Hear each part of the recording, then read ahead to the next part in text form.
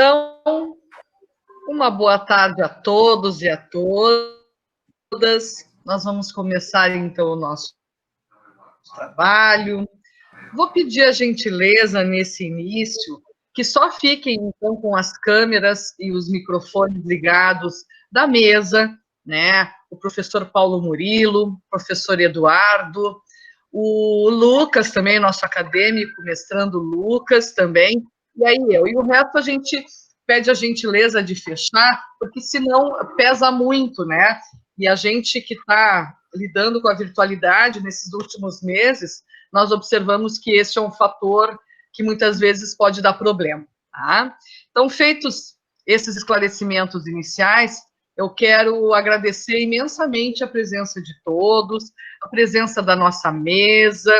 Eu vou agradecer inicialmente o Lucas Nascimento Braga Silva, que ele é egresso da Universidade Estadual do Rio Grande do Sul, e já já eu vou apresentá-lo com mais vagar, que vai, então, coordenar a nossa mesa, e eu já agradeço de coração, e é uma alegria ver aqui o pessoal que esteve conosco mais tempo, né, e que agora está caminhando com suas próprias pernas e buscando a sua formação, para juntos a gente poder compor a educação musical. Quero agradecer também imensamente a presença do professor Paulo Murilo, meu querido amigo, primeiro amigo, mas também foi meu colega do doutorado, ele fez etnomusicologia, mas nós compartilhamos algumas disciplinas juntos, e foi muito legal, então é uma satisfação tê-lo aqui. E também quero agradecer imensamente o aceite do convite e essa presença aqui do professor Eduardo Pacheco, que é meu amigo, primeiro também, colega, nosso querido colega da Universidade Estadual do Rio Grande do Sul. Então, todos eles vocês conhecerão muito mais detalhadamente a partir da apresentação do Lucas. Quero também agradecer que estão nos bastidores, e é extremamente importante que nós façamos isso. Quero agradecer o professor Rui Anderson, que também coordena nos bastidores esta que é uma ação de extensão em parceria, Universidade Estadual do Rio Grande do Sul, Universidade do Estado do Pará, trazendo, então, semanalmente essas discussões sobre música e educação musical que tanto nos alegra. Quero agradecer o Glauber também por toda essa infraestrutura que tem nos oportunizado realizar esta mesa redonda online. Quero agradecer também o Daniel, nosso também acadêmico da UEPA, assim como o Glauber, que estão nesta retaguarda. E quero agradecer imensamente o professor Carlos Augusto Pinheiro Souto, meu querido amigo, colega da Universidade do Estado do Pará, que está, então, juntamente conosco, fazendo essa ação de extensão semanal com vocês. Então, todos e todas agradecidos e agradecidas, nós vamos iniciar esta mesa redonda, e eu gostaria de apresentar a vocês o querido Lucas, que é o Lucas Nascimento Braga Silva. O Lucas, ele é mestrando em educação na Universidade do Vale dos Sinos, a Unicinos. E não está no currículo dele, mas eu preciso mencionar isso. O Lucas, na seleção, ele foi o primeiro lugar na seleção, e isso me orgulha muito na seleção do mestrado. Então, é um orgulho para nós ter o Lucas no mestrado na Unicinos como nosso primeiro lugar. Na linha, então, de pesquisa, formação de professores, currículo e práticas pedagógicas. Ele é graduado no curso de graduação em música, licenciatura, pela Universidade Estadual do Rio Grande do Sul, pela UERGS. Ele integra 2 grupos de pesquisa. Integra o grupo de pesquisa lá da Unicinos, que se chama Interinstitucional de Pesquisa em Pedagogias, Docências e Diferenças, que é o GPD, registrado no CNPq, e também do nosso grupo de pesquisa e educação musical, Diferentes Tempos e Espaços, registrados no CNPq da nossa UERGS. Ele atua principalmente na educação básica e tem interesse em pesquisas por temas como formação de professores, currículo escolar, práticas pedagógicas em música e avaliação educacional. E eu preciso também dizer que o Lucas, ele foi nosso bolsista do Programa Institucional de Bolsa de Iniciação à Docência, o PIBID, e foi muito importante para nós tê-lo conosco, e ainda o temos. Então, apresento com muito carinho o Lucas e passo, então, para ti a coordenação dessa mesa, querido. Então, boa tarde a todos. Conseguem me escutar bem? Sim. Então, agradecer o convite da professora Cristina em poder mediar essa mesa com um tema tão importante, né? A dizer que fico feliz de continuar participando no grupo da nossa UERGS. E então eu vou explicar agora como a gente vai, como vai funcionar este momento.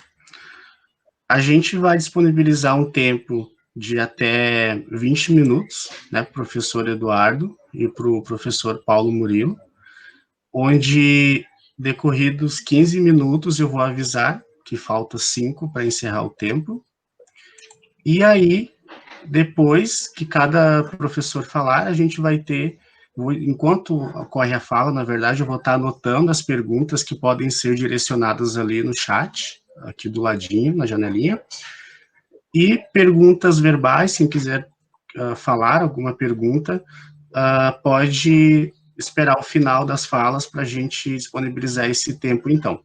Ao final de cada fala, a gente já pretende trazer as perguntas. Depois que o professor Paulo falar, a gente faz as perguntas para ele, que foram anotadas, e depois que o professor Edu falar, a gente também traz as perguntas. Então, eu gostaria de convidar o professor Paulo Murilo Guerreiro do Amaral para estar direcionando a sua fala para nós. E eu gostaria de apresentá-lo para que todos conhecessem o nosso primeiro convidado. O professor Paulo Murilo Guerreiro do Amaral, ele é graduado em música pela Universidade do Estado do Pará, especialista em educação musical pelo Conservatório Brasileiro de Música, mestre em música pela Unesp e doutor em música pela URGS.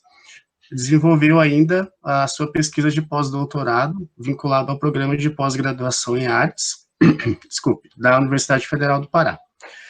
Possui experiências em artes, com ênfase em música, atuando principalmente em pesquisas etnomusicológicas na Amazônia. Desenvolve atividades diversas em parceria com o Laboratório de Etnomusicologia da Universidade Federal do Pará, tais como pesquisas, publicações e realizações de eventos científicos. Atualmente, o professor Paulo, ele é professor adjunto do Departamento de Artes da Universidade Estadual do Pará, a UEPA, nos cursos de licenciatura plena em música e na pós-graduação, lato sensu, em pesquisa em música. Coordena ainda na mesma instituição o Grupo de Estudos Musicais da Amazônia, e é membro fundador e docente permanente do programa de pós-graduação no mestrado profissional em ensino de língua portuguesa e suas respectivas literaturas, vinculado ao Departamento de Língua e Literatura da UEPA, dentro do qual atua desde 2019. Além da etnomusicologia, tem dialogado com os campos da antropologia da dança, da história e dos estudos de performance. Então, professor Paulo Murilo, seja bem-vindo, e a partir de agora, você tem aí 20 minutos para nos presentear com a sua fala. Bom, muito obrigado, Lucas, pela tua apresentação. Eu quero reiterar aqui os cumprimentos feitos pela minha colega, a professora Cristina, cumprimentar a mesa, né? Lucas, professor Pacheco, também cumprimentar a Cristina, minha amiga, minha colega, idealizadora desse projeto de extensão, junto com o professor Augusto Souto, meu colega querido também aqui da UEPA, um grande incentivador da pesquisa, e eu tenho muito a agradecer por pertencer a essa equipe. Quero agradecer a presença dos alunos, a presença dos meus colegas que estão aqui prestigiando essa mesa, e todos os convidados, sejam muito bem-vindos. Eu trouxe um slidezinho. Eu gostaria também, de agradecer a essa magnífica equipe de apoio, sem a qual essas atividades não poderiam acontecer. Então, nas pessoas do Glauber e do Daniel, eu quero agradecer a esse trabalho maravilhoso que vocês têm feito, né, dando esse suporte tecnológico magnífico para que essas edições tenham podido ocorrer, né, com êxito. Tá bom, gente? Muitíssimo obrigado. Eu trouxe um pequeno slide, uma sequência de slides aqui para mostrar para vocês. Eu vou tentar apresentar agora. Vamos ver se eu acerto aqui. Apresentar a tela inteira ou uma janela? Uma janela. Uma janela. Vamos lá. Uma janela, clica nela ali. Tá, já e cliquei. Aí abriu uma... Eu sempre uso uma tela inteira, nunca tinha usado uma janela. Aí diz assim, o Ed deseja compartilhar o conteúdo da sua tela. Escolha o que você gostaria de compartilhar. Tá, compartilhar, vamos lá. Clica nele e compartilha. Eu acho que eu já estou compartilhando aqui. Isso. Apareceu aí, gente, para vocês? Tá vendo? Sim. Uhum. Isso aí. Apareceu, né? Eu vou abrir o slide agora. Vocês estão conseguindo ver o slide?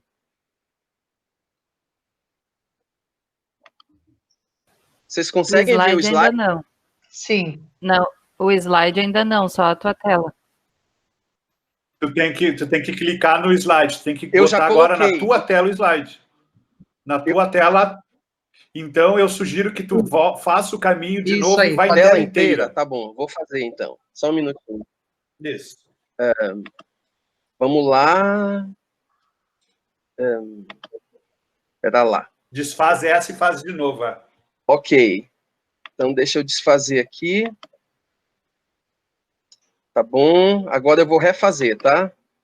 Isso. Tela inteira. Eu acho que agora vai. Espera aí, vamos ver aqui.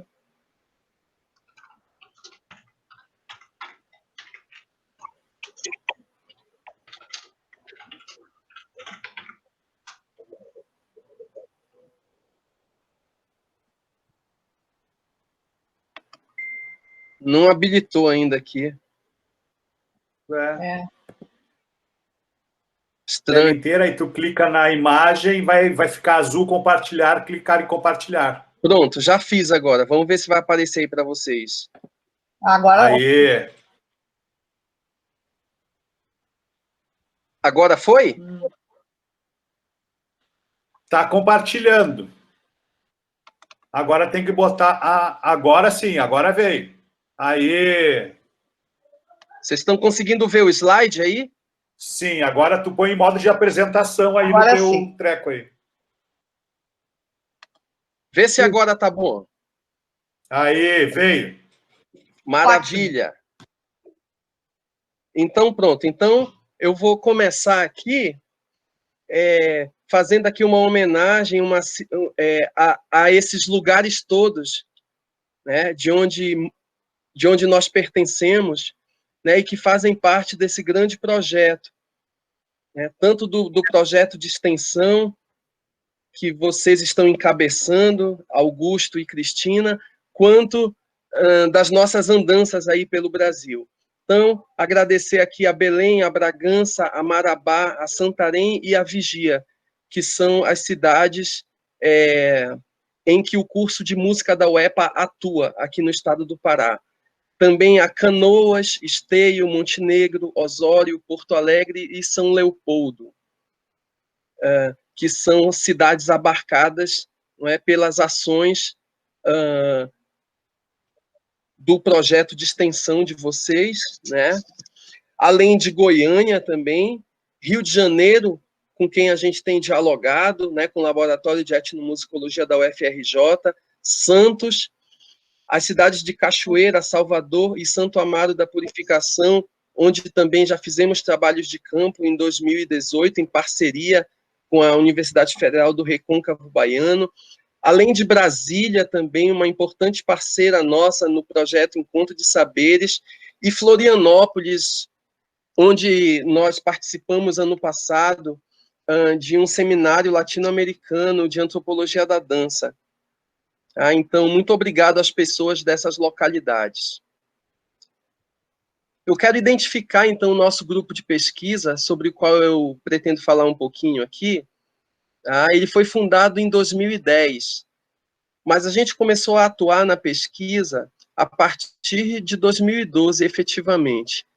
Entre esse período de 2010 e 2011, a gente começou a entender, né, a gente passou esse tempo tentando compreender um pouco como é que funciona essa questão dos grupos de pesquisa na universidade, porque a gente não tem, não tem bula, né, não tem suporte, então a gente vai encontrando os caminhos, né, de como trabalhar no âmbito de um grupo de pesquisa. E em 2011 a gente teve a felicidade de sediar em Belém o congresso da ABET, o Congresso Nacional da ABET. Eu acho que foi o nosso primeiro grande desafio. Nessa época ainda não existia laboratório de etnomusicologia. Os grupos de pesquisa, então, eles se juntaram, né, nesse ano de 2011, e a gente conseguiu realizar aqui, né, esse grande evento que foi sediado institucionalmente na UFPA, e com parceria nossa da Universidade do Estado e também do GEMAN, que é o Grupo de Estudos Musicais da Amazônia. Bom, nós, ao longo desse período aí, né, que soma 10 anos, né, nós vamos fazer 10 anos agora em novembro de 2020. Nós trabalhamos, nós temos já uma parceria bastante forte e que para nós é fundamental, que é a parceria com o Laboratório de Etnomusicologia da UFPA. É uma parceria que vem de antes de 2015, mas ela se fortaleceu a partir dessa época com a fundação do laboratório. Também tem o Laboratório de Etnomusicologia e Antropologia da UFRB, né, onde nós desenvolvemos um trabalho em 2018 em parceria, e temos mais 2 novos projetos que a gente começou a desenvolver agora no período da pandemia. Tá? Um na UFRN, junto com o professor Tiago Carvalho. Tá? Nós estamos participando também, quando eu falo nós, eu estou falando do GEMAN e do Laboratório de Etnomusicologia da UFPA. E também temos uma parceria com o Laboratório de Etnomusicologia da UFRJ, né, um projeto com palestras, com convidados internacionais. A gente tem feito uma rodada de seminários um tanto parecido com o que vocês estão fazendo aqui. Tá? Ao longo desse período, nós investimos maciçamente nas pesquisas de iniciação científica. Por que eu falo isso? Porque como a gente não tem um programa de pós-graduação em música, a gente trabalhou intensamente no âmbito da graduação. Então, todo ano, né, a partir de 2015, com exceção do ano de 2013, a gente vem aprovando projetos de pesquisa na área de etnomusicologia e tem desenvolvido esses projetos. Não é? E temos tido muitos bons resultados com essa atividade no âmbito dos projetos de iniciação científica. A gente tem podido participar de congressos nacionais e internacionais e também temos feito publicações. Isso realmente é digamos assim, que é um ponto bastante forte da atuação desse grupo de pesquisa. A gente já encabeçou 6 trabalhos, 6 projetos com 6 bolsas de iniciação científica, tanto do CNPq quanto da UEPA e também da FAPESPA, que é a nossa agência estadual de fomento à pesquisa, e estamos com uma próxima bolsa engatilhada, mas ainda não recebemos o resultado. A gente já foi aprovado preliminarmente, né? A gente está só esperando o resultado final. A partir de 2018, a gente começou a atuar na pós-graduação. Primeiro, no âmbito da especialização em pesquisa em música, da UEPA, e em seguida, né, com o programa de pós-graduação em ensino de língua portuguesa e suas respectivas literaturas, esse a partir de 2019. A gente ainda não tem uma ação consistente no âmbito desse programa específico de mestrado profissional, mas na especialização a gente tem, inclusive já tem pesquisa vinculada ao grupo, ao nosso grupo, não é, de aluno desse programa de pós-graduação. Nós somos um grupo pequeno, nós somos 3 docentes da UEPA, sendo que eu fiquei sem parceiro, digamos assim, durante os primeiros 7 anos de existência do GEMAN, né? Já no 8º ano de existência do grupo, a professora Georgette Lago retornou de seu doutorado, né, integrou o grupo e tem trabalhado com firmeza e com muita dedicação nesse grupo. E, em seguida, a professora Tainá Façanha, que é recém-concursada na UEPA e que também integra o grupo. Então, hoje a gente tem vários professores atuando já no grupo de pesquisa, sem falar nos nossos parceiros da UFPA, que são 4 professores. Temos 2 colaboradores externos, sendo um deles egresso do curso. Temos um orientando de pós, um monitor na graduação, um potencial bolsista PIBIC para os anos de 2020 e 2021, e também um orientando na graduação e outro apoio técnico. A gente tem procurado dinamizar a atuação de todas essas pessoas no grupo de pesquisa, no âmbito tanto das pesquisas propriamente ditas, quanto também na parte técnica, não é, de capacitação, de secretaria, enfim, de tudo aquilo que um grupo de pesquisa precisa para se desenvolver. Né? Bem, falando um pouco mais especificamente da pesquisa, hoje nós temos uma única linha de pesquisa no grupo, mas que é uma linha bastante abrangente, que é Saberes e Práticas Musicais na Amazônia. Então, gostaria de ler para vocês aqui uma pequena sinopse dessa linha.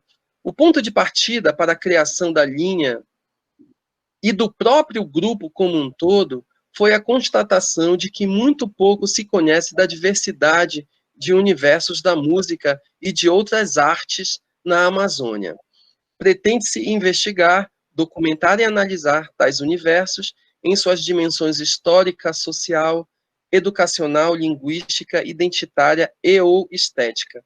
Neste sentido, lança-se mão de levantamento de materiais sobre a formação histórico-cultural da Amazônia, mas não apenas dela, tendo em perspectiva abordagens críticas acerca da música e de outras artes, cinema, literatura e dança em especial.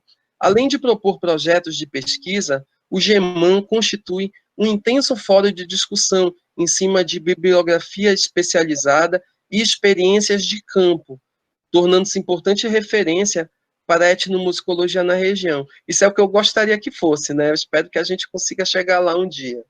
Atua em parceria permanente com o Laboratório de Etnomusicologia da UFPA, na organização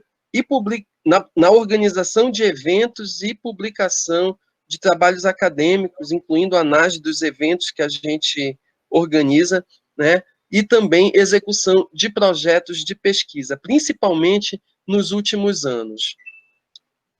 Eu fiz uma relação aqui dos nossos projetos de iniciação científica a partir de 2012. Todos eles muito relacionados à tradição da guitarrada aqui no Pará, que é uma música urbana. Então, cada ano a gente foi tentando descobrir esses caminhos aí da guitarrada por meio de um projeto de pesquisa. Primeiro começamos com a lambada, depois a gente fez um trabalho sobre as narrativas do Beto Barbosa, né? A gente acabou tendo muita dificuldade nesse segundo trabalho, porque a gente não conseguiu fazer contato com o Beto Barbosa, ele estava doente também nessa época, então foi bastante complicado. A gente acabou conversando sobre o Beto a partir de terceiros, né, de outras pessoas que trabalharam com o Beto e puderam conversar com a gente sobre a atividade dele aqui na cidade, principalmente na década de 80. A partir de 2015, a gente começou a trabalhar com gêneros latino-americanos que fizeram parte, ou que fazem parte, da nossa formação cultural e musical. Todo mundo diz que a música paraense tem um sotaque caribenho, e a gente ficou muito interessado em descobrir, né, como é que esse sotaque caribenho se manifesta dentro do discurso musical.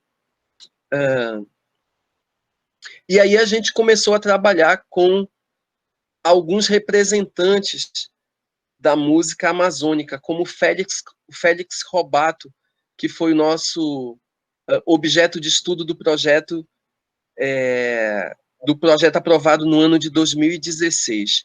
No ano de 2017, a gente trabalhou com uma cultura tradicional aqui de Belém do Pará, que é o Pássaro Junino. Foi o único trabalho assim que não seguiu essa linha aí das músicas caribenhas. Mas, na verdade, acaba seguindo, porque dentro do repertório do Pássaro Junino a gente também percebe, não é, essa, digamos assim, esse sotaque. Os dois últimos projetos, o de 2019 e o de 2020, eles são projetos feitos em parceria com a nossa colega, a professora Lilian Barros, da UFPA. Ela submeteu um projeto guarda-chuva e nós acertamos que dentro desse projeto guarda-chuva nós iríamos desenvolver vários projetos, cada um deles abrangendo uma expressão musical caribenha, né, que tenha ressonância aqui nas nossas práticas musicais regionais no estado do Pará. Então, em 2019, a gente trabalhou com a cúmbia, agora em 2020 a gente vai trabalhar com o merengue, e assim sucessivamente, né, com o zouk, com o bolero e com outros gêneros que fazem parte dessa nossa formação cultural musical. Bem, a partir desses trabalhos e das reflexões que a gente tem feito durante esses anos, a gente tem se perguntado, não é, que etnomusicologia é essa que a gente está tentando realizar aqui na Amazônia? Quando eu falo de etnomusicologia, eu não estou falando só da disciplina stricto sensu, mas de toda a atuação, né, dos nossos etnomusicólogos aqui no Pará, inclusive dentro, né, da formação de professores nas universidades. A gente sempre tem pensado aqui esse binômio etnomusicologia e educação musical, que para mim acaba sendo tudo a mesma coisa, né, a partir do momento em que a gente tenta propor ações, tanto de pesquisa quanto de ensino e extensão, que sejam de caráter decolonial. E aí eu acho que nesse momento a gente praticamente se une num organismo que é único. Né? Então, o que a gente tem feito? A gente tem socializado o conhecimento. Oi? Só para avisar que restam 5 minutos, tá? Tá bom, obrigado. A gente tem procurado socializar conhecimento em eventos que integram os grupos de pesquisa locais e pesquisadores de diferentes localidades. A gente faz pesquisas endógenas, por um lado, né, que acaba seguindo uma tendência mais clássica da etnomusicologia no Brasil, quer dizer, a gente pesquisa sobre as coisas que estão perto da gente. Mas a gente tenta sair da endogenia também, né? Por exemplo, esses projetos na Panamazônia que a gente está querendo desenvolver, eles tentam desmistificar, né, essa ideia de que a gente só estuda as nossas próprias coisas e de que a gente pode, não é, enxergar a Amazônia dentro de uma perspectiva mais ampla, de Panamazônia. A gente tem atuado também com pesquisa colaborativa e também com pesquisa em rede. Né? Esse trabalho, por exemplo, que a gente vai desenvolver agora com a UFRN, é um trabalho em rede.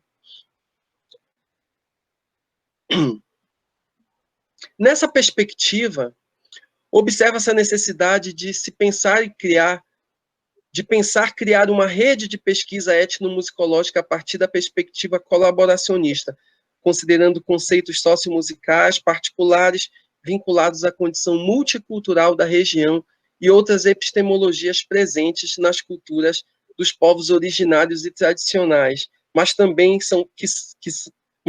ao mesmo tempo podem ser povos cosmopolitas e conectados ao mundo global, nessa tendência de tirar a Amazônia desse lugar onde ela é colocada, não é, de pobreza, de primitivismo cultural e tantas coisas assim. Essa perspectiva decolonial, tanto na educação musical quanto na etnomusicologia, representa, na minha opinião, o último e definitivo marco de aproximação e de quebra de fronteiras entre essas duas ciências musicais. O melhor sintoma desse fenômeno é a crise identitária, entre aspas, no bom sentido, que etnomusicólogos e educadores musicais vivenciam, abrindo, de um lado e de outro, campos de possibilidades na pesquisa, no ensino e na extensão. É isso que eu acho que a gente tem feito, né? A gente tem se preocupado menos em se definir como educador musical ou como etnomusicólogo e, na verdade, temos procurado trabalhar juntos, né, dentro de um campo mais amplo, que é o da música, né, ou o das ciências musicais. O que a gente pretende? Né? A gente pretende ampliar quantitativa e qualitativamente os temas, considerando a participação efetiva de outros docentes da UEPA, que não sejam só etnomusicólogos. Tá? Eu já falei um pouquinho dos projetos, né, que a gente está participando, que são projetos que nos ajudam nessa formação dentro da etnomusicologia. Lembrando que a gente tem muitos alunos da graduação que participam do grupo de pesquisa. Como a gente tem etnomusicologia também no currículo da graduação, é importante que eles tenham essa formação dentro da área. Então, a gente tem, além dos projetos, a gente tem trabalhado com o ciclo de palestras do Laboratório de Etnomusicologia, o ciclo de estudos etnomusicológicos que o GEMAN fez junto com o grupo coordenado pela professora Lilian na UFPA.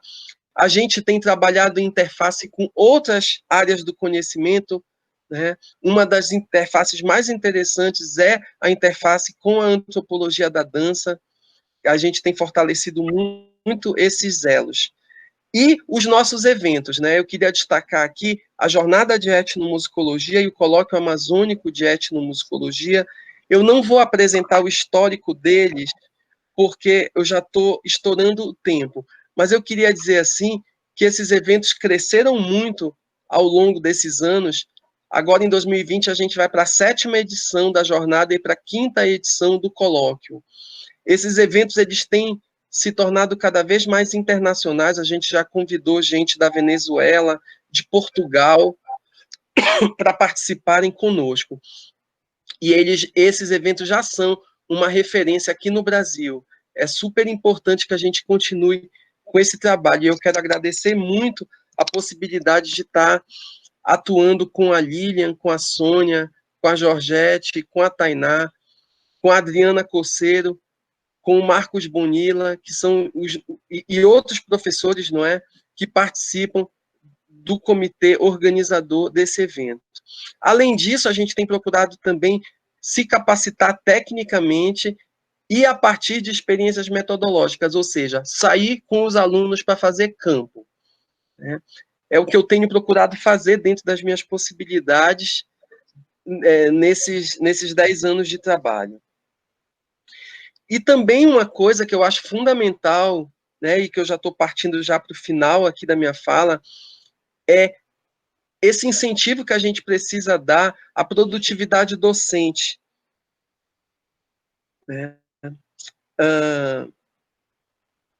Dentro da UEPA e também dentro de outras instituições que, porventura, possam, conosco, fazer parceria quando a gente, um dia puder, criar o nosso mestrado acadêmico em música, que será, se não demorar muito, né, será o primeiro do norte do Brasil e da Amazônia. Tá? Então, é muito importante a gente poder, inclusive a partir da participação nos grupos de pesquisa, poder realmente dar um salto qualitativo na nossa produção docente, para que a gente tenha condições, não é, de criar, de submeter com êxito um projeto de APCN para a criação do mestrado, do nosso mestrado acadêmico em música, que a gente tanto quer. Eu queria muitíssimo agradecer a todos vocês por me ouvirem, tá? A cada um em especial. Obrigado pela oportunidade e espero que esse projeto de vocês ainda renda muitas discussões, tem sido maravilhoso poder estar com vocês. Tá? Eu quero parabenizar mais uma vez a iniciativa que vem dessa parceria tão bonita, né, entre as universidades estaduais aqui do Pará e do Rio Grande do Sul. Muitíssimo obrigado. Um abraço.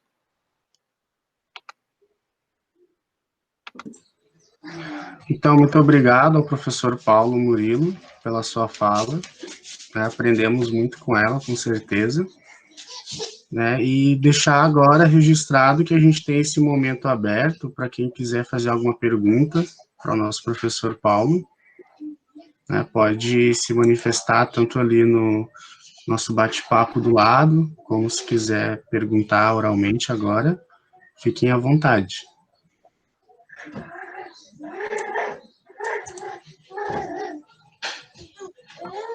Eu queria conversar com o Paulo.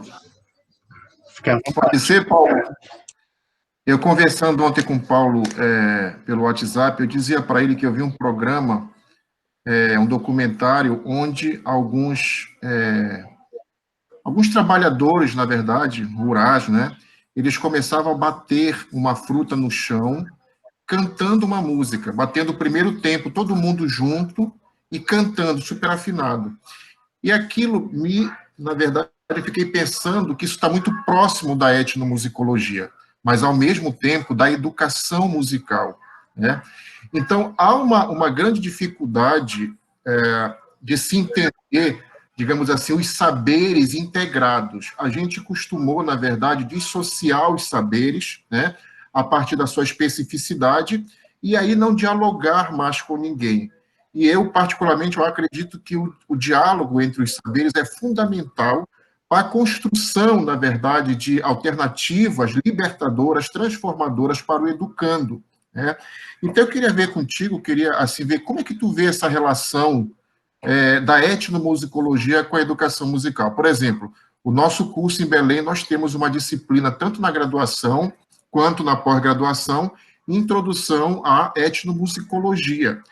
E também nós percebemos alguns alunos fazendo pesquisas na área da etnomusicologia. Mas, assim, como que nós podemos trabalhar no sentido de fazer uma transposição, digamos, didática desses conhecimentos para dentro de sala de aula?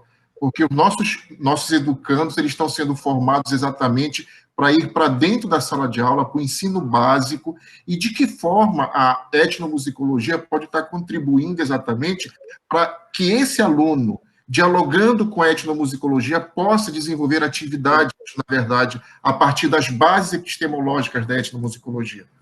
O que é que você me diz? Olha, a tua pergunta... Obrigado, Augusto, pela pergunta. Olha, é uma pergunta excelente. Eu acho que a gente tem... A gente sempre se pergunta sobre isso, né? Não é uma coisa muito fácil de responder, porque ela justamente, digamos assim, como a gente foi treinado dentro da disciplinaridade, né? O nosso escopo é sempre dentro das disciplinas, a gente tem uma certa dificuldade de fazer essas conexões. Eu penso sobre essa relação da etnomusicologia com a educação musical. Eu acho que a primeira coisa que a gente precisa, talvez, entender do lado da etnomusicologia é que o fato da gente estar estudando o carimbó, não é, ou a música tradicional do Rio Grande do Sul, né, não quer dizer que a gente necessariamente esteja fazendo etnomusicologia. Eu vejo muito isso, quando um aluno começa, eu quero fazer uma pesquisa sobre o carimbó. Então quem tem que orientar é o professor Paulo Murilo, porque carimbó é um objeto etnomusicológico. Não, o objeto não é um objeto etnomusicológico, é um objeto dentro do campo musical. E a etnomusicologia, ela traz um olhar, né, um olhar específico sobre esse objeto de estudo, na medida em que a etnomusicologia, ela aqui no Brasil, pelo menos, ela se solidificou como sendo um campo acadêmico que trabalharia dentro de esferas que fora da escola, né? É como se os objetos de estudo dentro da escola fossem objetos da educação musical e os objetos de estudo fora da escola, ou os contextos fora da escola, fossem contextos de etnomusicologia. Eu acho que isso é um equívoco, né? Porque se faz educação musical também fora da sala de aula, né? Assim como se faz etnomusicologia dentro das instituições de ensino.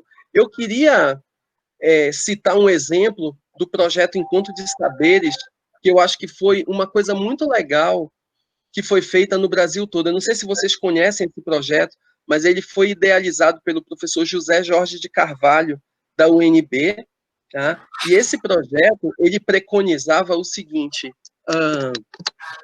ele preconizava o ingresso de mestres da cultura popular dentro das universidades, tá? Para ministrarem aulas, tá? Essas aulas, elas seriam acompanhadas pelos professores titulares, digamos assim, né, dos componentes curriculares, mas o mestre da cultura popular seria o professor, né? Isso aconteceu lá na UNB e aconteceu em muitas localidades do Brasil, inclusive na URGS, né? Eu acho que a professora Marília Stein, ela coordenou esse projeto Encontro de Saberes lá, aí no Rio Grande do Sul. Aqui em Belém, o Pacheco está dizendo que ele participou, né? Na Federal de Santa Maria. Exatamente. Aqui no Pará, foi a UFPA que sediou o Encontro de Saberes, e nós da UEPA fomos convidados para integrar esse grupo. A professora Georgette e eu participamos, então, desse projeto, que foi coordenado pela Lilian Barros e pela Sônia Chada, lá na UFPA. E a gente se deparou com muitos problemas.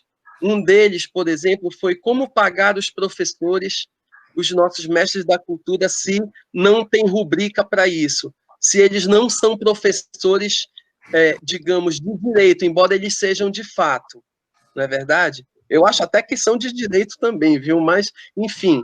Então, eu acho que esse projeto ele foi muito interessante, né, para que essas fronteiras da educação musical e da etnomusicologia, que a gente pudesse desconstruir. E eu acho que existem muitas coisas. Eu falei lá no início da minha fala sobre essa perspectiva decolonial, sabe? Quando a educação musical, por exemplo, se liberta dos modelos canônicos, não é?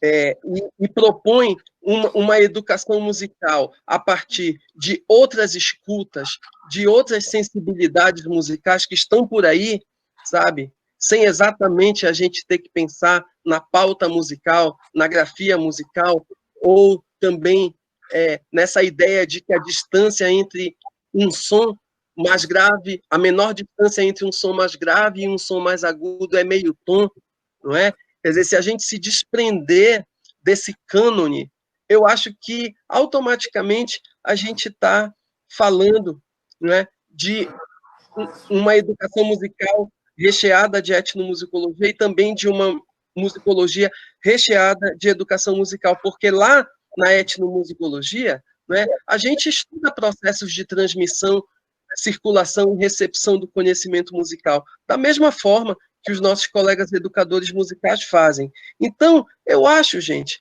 que está todo mundo fazendo educação musical, entendeu? Eu acho que está todo mundo fazendo etnomusicologia. Hoje em dia já tenho até dificuldade de me colocar como etnomusicólogo, sabe? Mas também tenho receio de me colocar como educador musical, porque sempre vai ter aquele cara, né, que vai falar da educação musical como um campo restrito de conhecimento e não como um campo aberto de conhecimento, né? Então, tem sempre um lado e outro lado. Eu estou lembrando aqui da visita do nosso colega Guilherme Goldberg, que esteve aqui em Belém, participando de um concurso. Eu fui da banca com ele, e o Guilherme Goldberg estava falando assim, nós somos todos musicólogos, né? Nós trabalhamos com música, musicologia é a ciência que fala de música, né? Então, eu tenho a impressão que essas divisões disciplinares, elas mais dificultam a nossa vida do que ajudam. Por exemplo, lá no nosso grupo de pesquisa, a gente tem mais etnomusicólogos do que educadores musicais. Sabe? E eu gostaria que a etnomusicologia, como nome, não fosse um empecilho para que os professores da educação musical, digamos assim, adentrassem o grupo e participassem de projetos junto com o grupo. Assim como também seria muito legal que nós pudéssemos participar das ações dos grupos de educação musical, porque, na verdade, eu acho que a gente está fazendo a mesma coisa, não é? E aí a gente também se apropria de uma teoria mais específica da educação musical, assim como a educação musical se apropria de uma teoria que seja mais específica da etnomusicologia, e a gente está dialogando. Eu posso citar aqui alguns professores que têm trabalhado nessa linha, né, da interface da educação musical com a etnomusicologia. Olha, a Lia Braga Vieira, que é aposentada hoje da UEPA e da UFPA, a nossa colega Cristiane Galdino, lá da Federal de Pernambuco, que na sua tese de doutorado falou exatamente, não é, dessa conexão entre esses campos de saberes.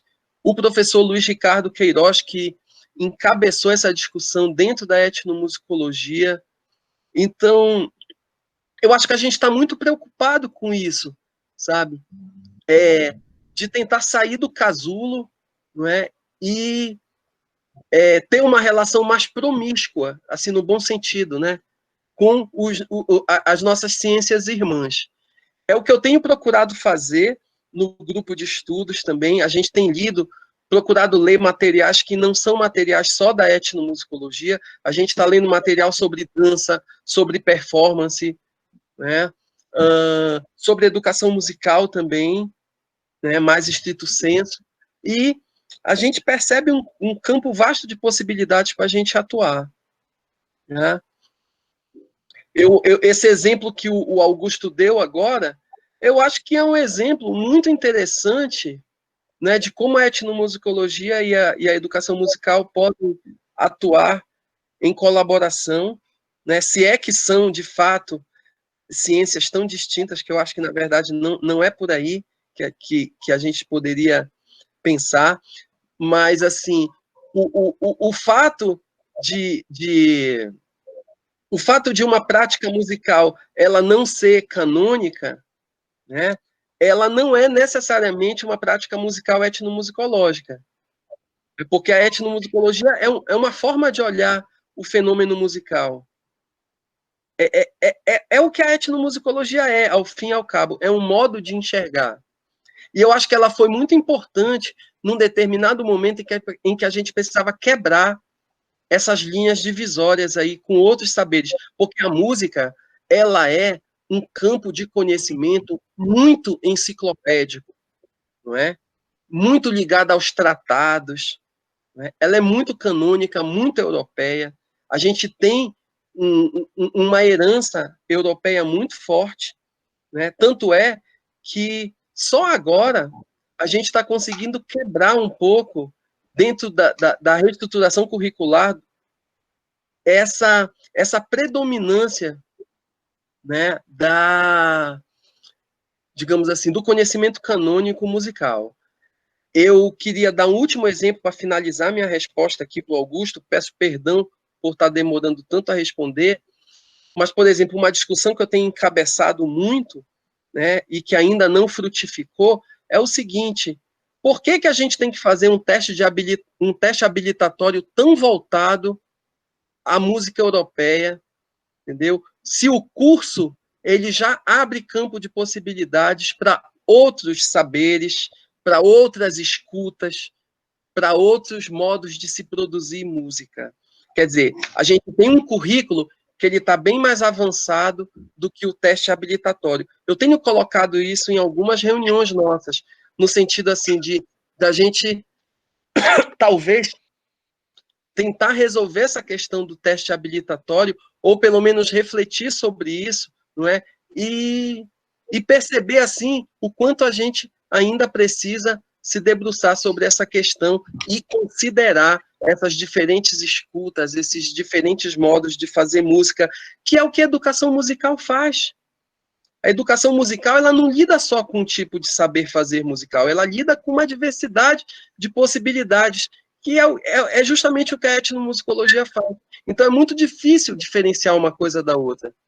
É isso, gente. Obrigado, Augusto. Oi, tem alguém inscrito, Lucas? Não, pode perguntar. Ótimo.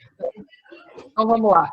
Excelente a fala do Paulo, muito obrigada pela fala, porque nos permite refletir, então, efetivamente, sobre os aspectos epistemológicos, né, da etnomusicologia e da educação musical. E, com certeza, ambas áreas, né, ou sub-áreas da música, elas são extremamente complementares e tudo é música, né? Então, primeiro a gente tem a música, mas a gente tem esses modos de ver e de nos apropriarmos da música. Então, o que o professor Paulo Murilo nos traz é um convite que é muito importante de nós nos unirmos nesse processo de estudo, de pesquisa e de desenvolvimento da área da música. Então, nessa, talvez, interface que a gente possa pensar da etnomusicologia e da educação musical, e que existe com certeza, eu mesma, a minha vida começou mais para um aspecto etnomusicológico do que pedagógico musical, né? Mas depois eu me direcionei ao ensino da música e a esse estudo. Então, eu penso assim, se a etnomusicologia, né, ela é, então, esse estudo da música nesse contexto cultural, e isso é importante para nós, educadores musicais, sabermos desta música e destas músicas e destes contextos, porque são inúmeros, né, são variados.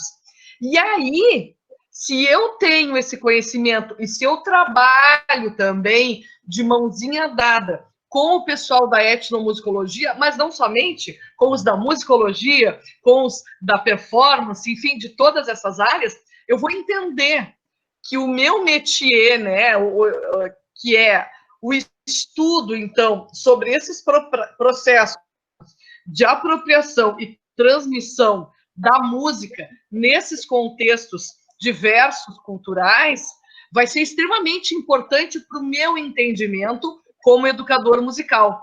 Haverá um momento, com certeza, que o professor Paulo Murilo, como etnomusicólogo, terá uma forma de olhar o objeto, ele falou excelentemente bem sobre isso, não é o objeto que vai me fazer dizer que é um estudo etnomusicológico ou pedagógico musical ou da educação musical, mas é o olhar que eu terei em relação ao objeto de estudo. Então, se eu olhar o carimbó a partir de uma perspectiva que eu quero entender como é que as pessoas aprendem a dançar o carimbó, a tocar a música do carimbó, esse é um estudo que me levará a uma perspectiva pedagógica musical. Eu quero saber como é que se dá transmissão e apropriação daquele fato.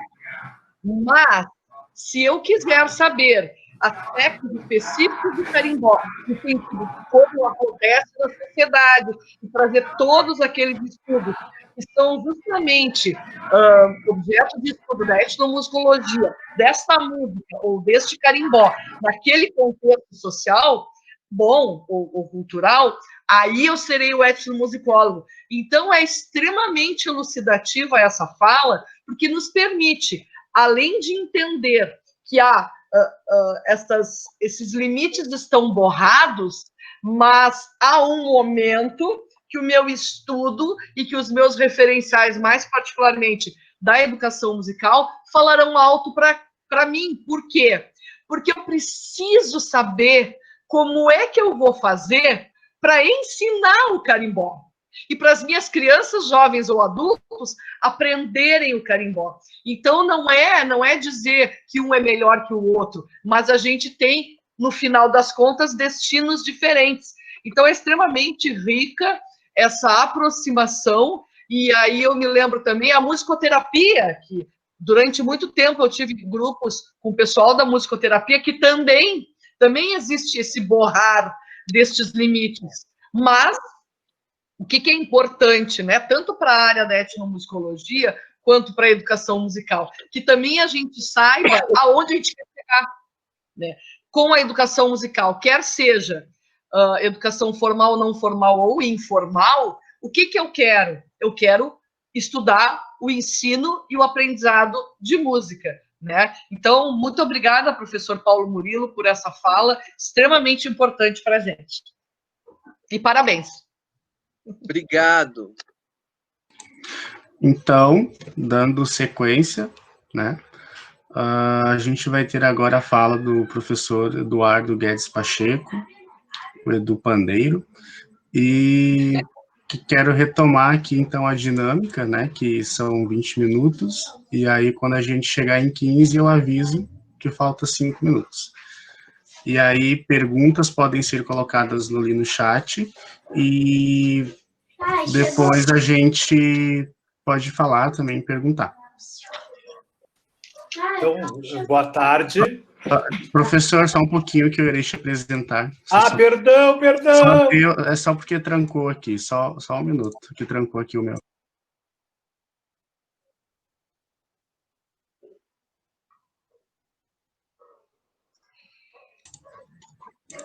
Então, professor Eduardo Guedes Pacheco, possui graduação em Música pela Universidade Federal de Santa Maria e mestrado em Educação pela Universidade Federal de Santa Maria também. É doutor pela Universidade Federal do Rio Grande do Sul, na URGS, na linha de pesquisa Filosofias da Diferença da Educação. Professor da Universidade Estadual do Rio Grande do Sul, tem seu trabalho voltado para a formação de professores interessados em problematizar sobre a arte dentro do contexto educacional. Atua como instrumentista solo de percussão, procurando trabalhar em espaços identificados com a educação, na perspectiva de aproximar o fazer artístico das discussões que envolvem o campo da educação.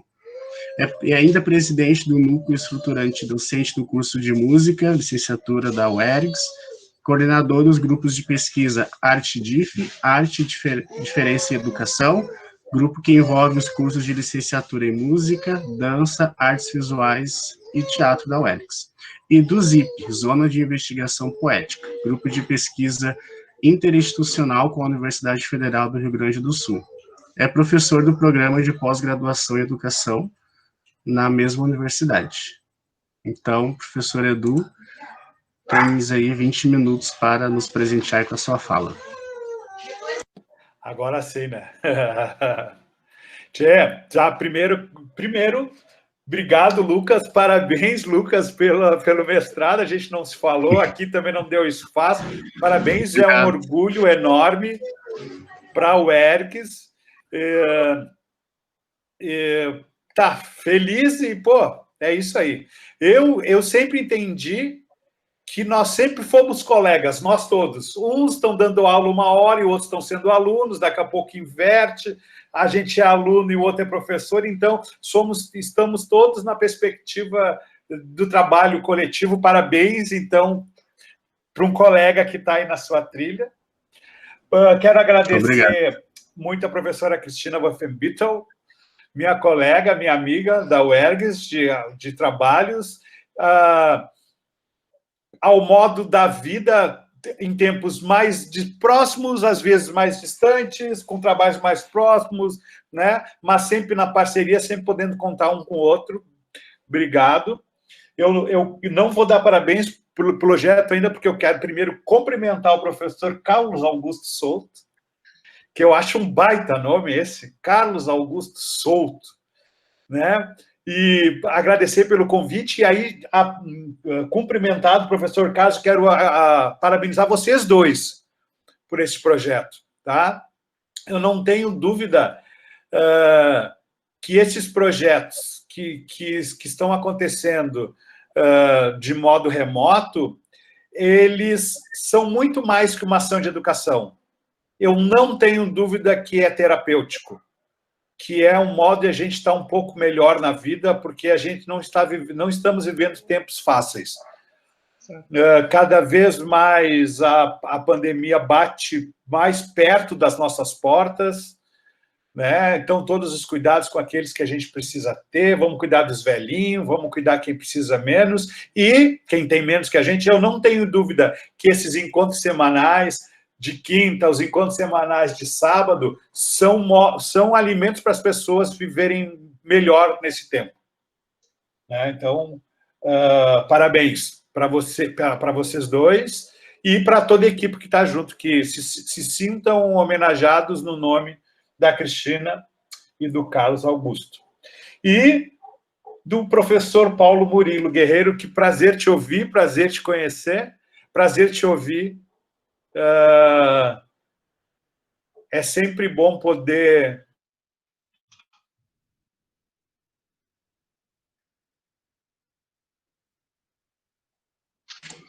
Trancou lá para o professor Edu. Voltou. Caiu? Não, dá uma travada. O meu Wi-Fi tem esses chilique. Tá certo. Então, nós estamos tudo assim. Então, obrigado pela tua fala, um prazer te ouvir, um prazer te conhecer, que temos a oportunidade que esse seja o primeiro de vários outros. Obrigado, Eduardo. Então,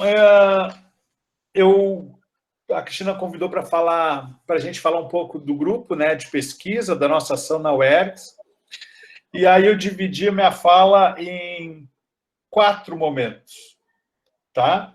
A primeira parte eu quero apresentar a matriz conceitual do grupo de pesquisa, a segunda, apresentar propriamente o grupo de pesquisa, a terceira parte, apresentar os trabalhos, porque somos um mestrado novo, né? Eu só tenho, que não é só, né? Mas eu tenho 3 mestrandos ou mestres já, né? Defendidos. Então, eu quero compartilhar com vocês os trabalhos já defendidos e em processo da linha de pesquisa. E 4, fazer 2 convites de outros eventos que eu vou falar, tocar, falar. Tá? Então, por que eu penso ser importante falar da matriz conceitual? Porque o grupo de pesquisa se insere numa perspectiva batizada, não pela gente, uma perspectiva pós-estruturalista. Tá? Para a gente não ficar super falando um montão disso, né? É legal dizer assim, ó, que a perspectiva pós-estruturalista escolhe deixar de lado um pouco Platão, que é um dos filósofos que ajuda a fundamentar as ideias que desenharam o Ocidente, que desenharam, claro, passando por todo o período histórico que veio antes, né? Mas ajuda a desenhar de forma bem intensa o Ocidente, a desenhar de forma bastante intensa a perspectiva de construção de pensamento, de ciência, das ciências humanas, da perspectiva, principalmente, da construção de um pensamento pautado na dualidade entre o mundo ideal e o mundo sensível, né? Entre forma e matéria e a relação disso. Os pós-estruturalistas vão preferir os convites feitos por Nietzsche. E aí, só para experimentar rapidinho uma diferença, por exemplo, o cristianismo é constituído a partir de uma ideia platônica bem definida, que é a dualidade entre os mundos, né? Um mundo de carne e osso e um mundo espiritual, né? Então, uma leitura majoritária cristã é que se tu tiver uma boa vida aqui, tu vai ter uma vida melhor lá, né? O Nietzsche vai vir dizer, não, o que interessa é aqui. E vai construir um conceito chamado de eterno retorno, que quer dizer, em suma, que tu tem que ter uma vida tão forte aqui, potente, importante, que tu tenha coragem de viver ela novamente. E ele faz isso para tentar problematizar a ideia que tu constituir uma vida aqui saudável é porta de entrada para uma outra vida. Uma perspectiva platônica de um mundo ideal e um mundo sensível. O mundo ideal como um mundo perfeito, como um mundo a ser copiado.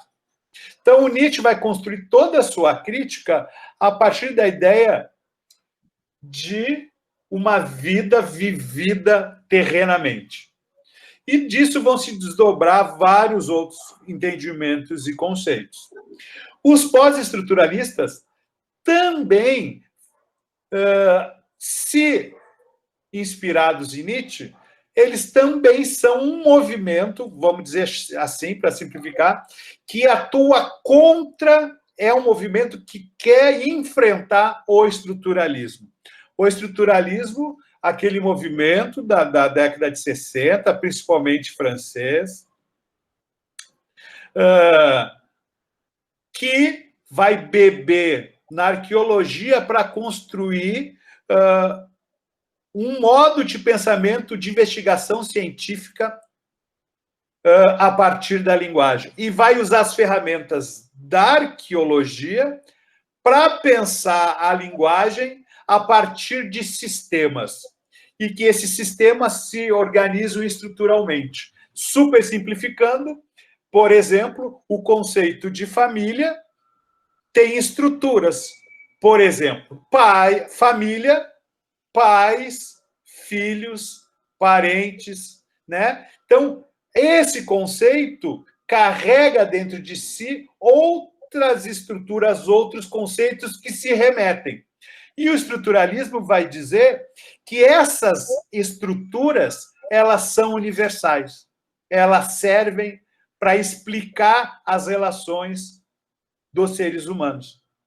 Então, o estruturalismo busca a perspectiva de encontrar as regras que regram as regras que gerenciam os sistemas e as estruturas do convívio humano. O estruturalismo foi muito importante porque ele trouxe, ou tentou buscar, deu uma perspectiva de cientificidade para as ciências humanas.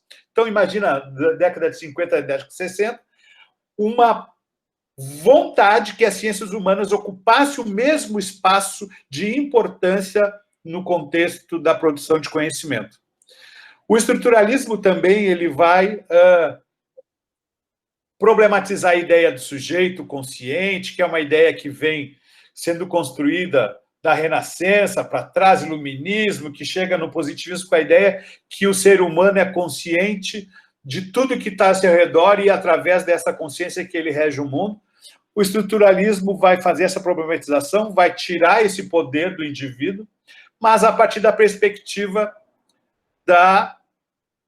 de uma organização estruturada em sistemas. Os pós-estruturalistas vão, a partir de Nietzsche, propor um outro caminho, que essas estruturas, esses sistemas, não são dados, e muito menos universais.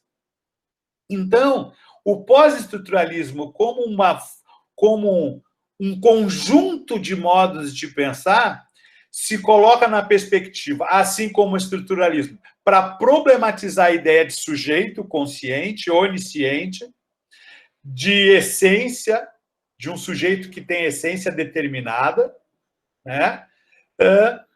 Para propor que o sujeito é invenção. E aí, quando eu estou dizendo que os pós-estruturalistas estão problematizando a ideia de sujeito, eles estão problematizando Hegel, eles estão problematizando Kant, eles estão problematizando Platão, na perspectiva de desfazer o entendimento, principalmente ocidental, de uma essência humana que está dada, que nasce contigo, e na perspectiva que tu vai vivendo, ela vai se moldando. Então, os pós-estruturalistas vão propor que não existe uma universalidade nos sistemas que regem a vida social, que não existe uma essência humana, que ela é sempre o fruto das invenções e das relações que estabelecem os grupos sociais. E junto com essa perspectiva, os pós-estruturalistas vão trazer para o mundo da produção de conhecimento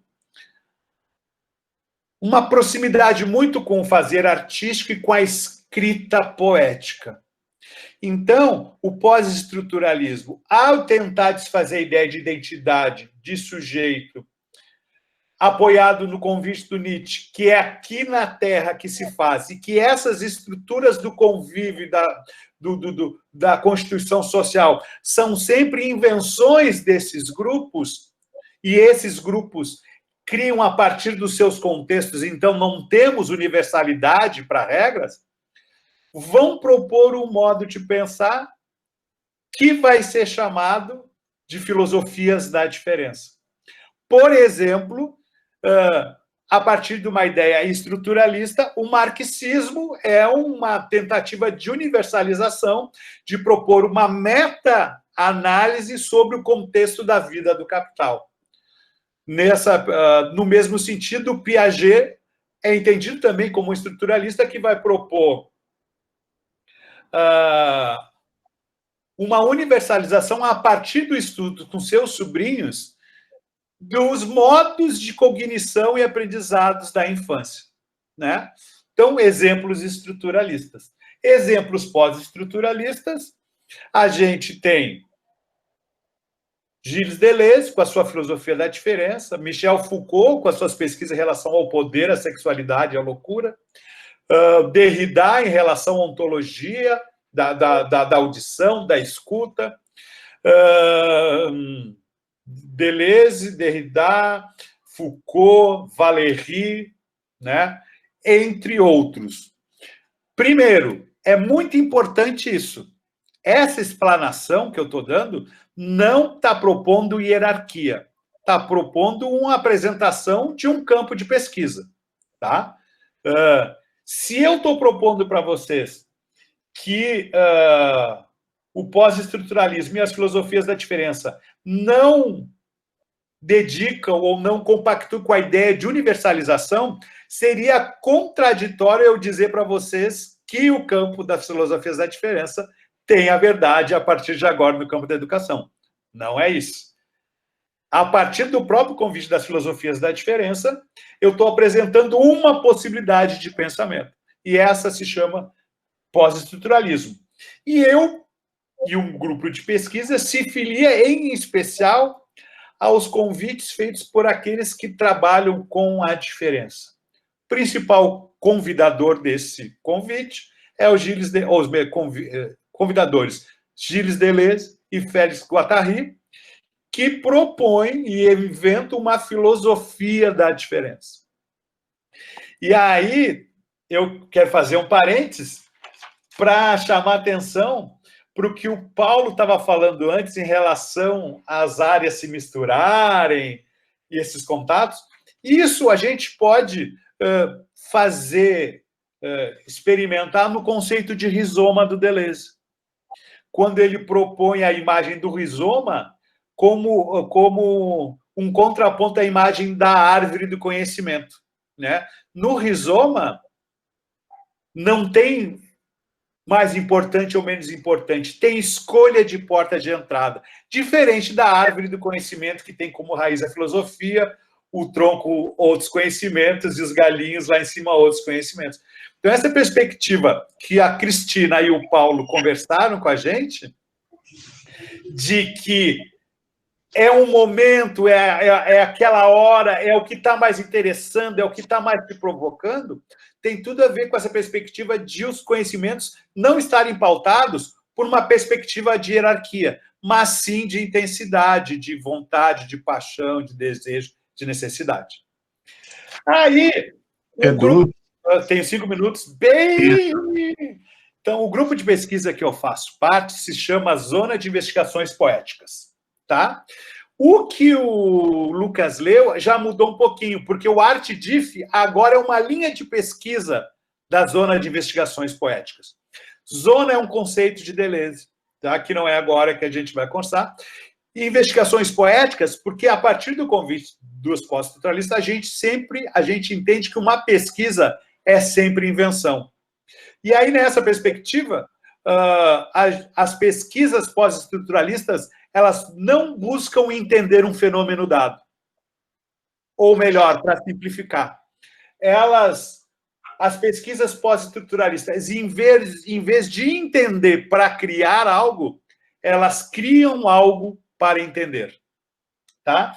Então, a zona de investigações poéticas é formada por 4 professores: o Luciano Bedin da Costa, o Cristiano Bedin da Costa, Edio Ranieri, Eduardo Pacheco, e os 5 é o Marcos da Rocha. Somos professores da UERGS, da URGS, da UFPEL, e o Marcos está sem filiação agora. E temos no grupo, na linha de pesquisa,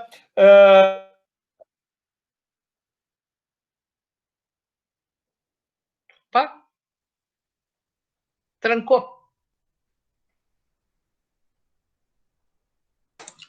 Esperar um pouquinho. Voltou. Ah, tá, perdão. Então, um pouquinho de novo. Cortou. Tá. 4 linhas de pesquisa da ZIP. Arte, Diferença e Educação, que é a que eu coordeno. Políticas do Texto, do Luciano Bedin, da Psicologia Social da URGS. Docência, Culturas Digitais e Transcriação, da Didática da URGS. E Ressonâncias entre Processos de Subjetivação e Processos de Criação, do Edio Ranieri, da UFPEL. Tá?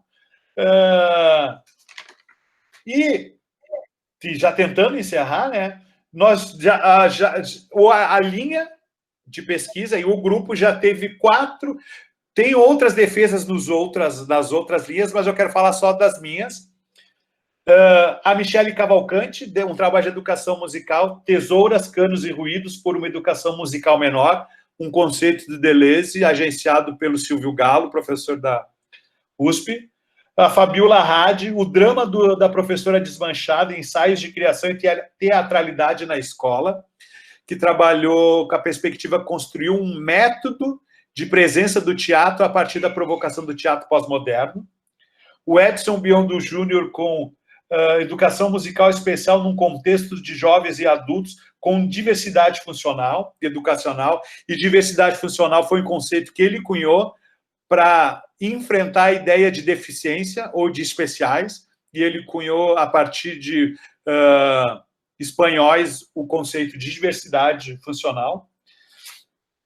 A Marlise, do Rosário Machado, que vai qualificar esse semestre, Cuidado, Mulheres Trabalhando, Contágios Poéticos para Educadores em Tempos de Pandemia.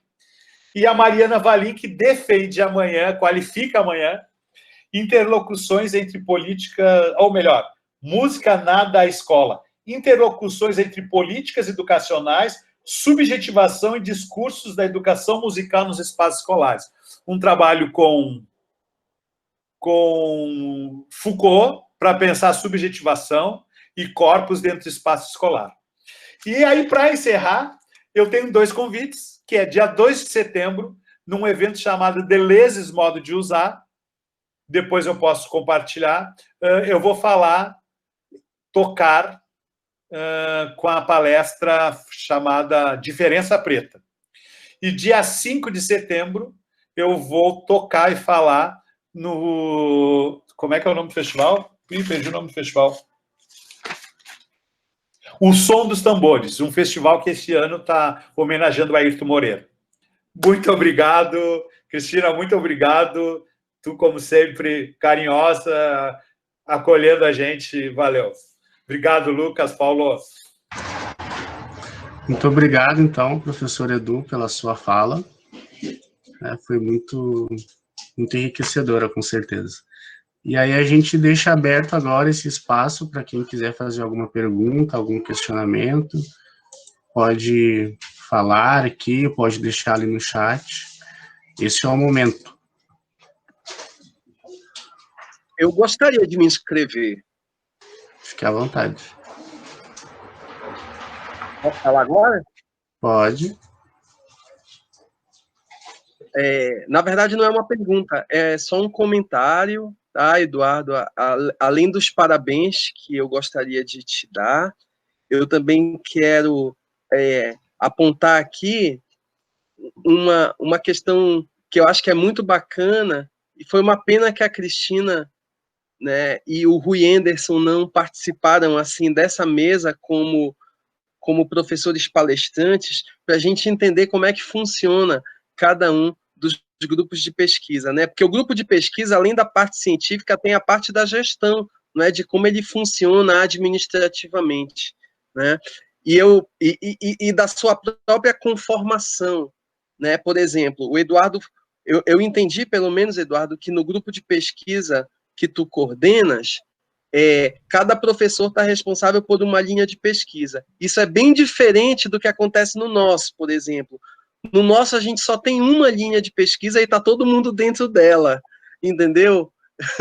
Eu não sei como é que funciona no grupo da Cris, nem no grupo do Rui, na UEPA, então eu acho muito interessante que a gente possa discutir em outras oportunidades esses modelos de gestão, sabe? Porque às vezes, por exemplo, eu me vejo assim em algumas situações tipo, puxa vida, o pessoal está desestimulado. Será que esse jeito de trabalhar é o melhor jeito? Será que a gente não poderia pensar em outros formatos?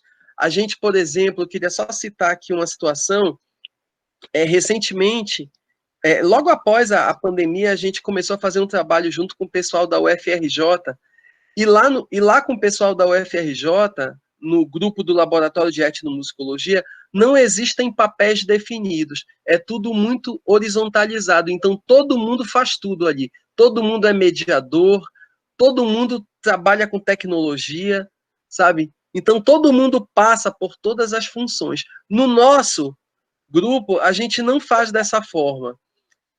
Cada pessoa tem uma responsabilidade, mas tem um lado ruim também.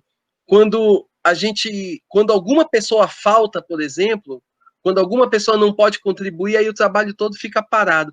Então, essa questão do funcionamento dos grupos de pesquisa, eu acho uma coisa super interessante para a gente poder continuar trocando. Era só esse comentário, mais uma vez, quero parabenizar o Eduardo, a Cris, o Augusto, Daniel, Glauber, toda a equipe, professor Rui Anderson, enfim, todos. Muito obrigado. Valeu, Eduardo. Obrigado. Paulo, sabe o que eu estava pensando? E Edu também, a partir dessa fala, a gente poderia também pensar uma mesa para os grupos de pesquisa sob a ótica dos integrantes. Porque o que acontece? A gente tem uma ideia do que seja o grupo de pesquisa. E a gente poderia trazer os integrantes para falar, para ver se a gente identifica o que a gente está fazendo, né? Quem sabe poderia ser uma ideia também, né? Eu acho excelente essa ideia. Maravilhosa. Essa característica da ZIP é porque tem um professor em cada universidade, né? Então, sim, pois é. Né? Então, é bem interessante, mas, por exemplo, a gente, apesar de cada um ter uma linha de pesquisa, não tem setor de trabalho.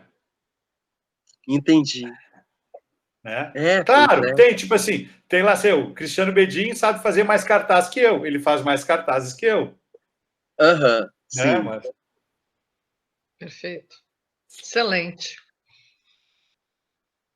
Eu apoio integralmente essa ideia aí, viu? Acho massa. Eu também apoio muito. Ótimo. Que bom. Mas alguém gostaria de trazer alguma fala, alguma pergunta? Professor Edu, professor Paulo? Eu tenho uma coisa para discutir, para pensar. Vou ver se eu consigo me expressar. O que a gente tem visto ao longo dos anos? A gente tem visto, e aí assim, é para a gente pensar como área de música e como nos mantermos.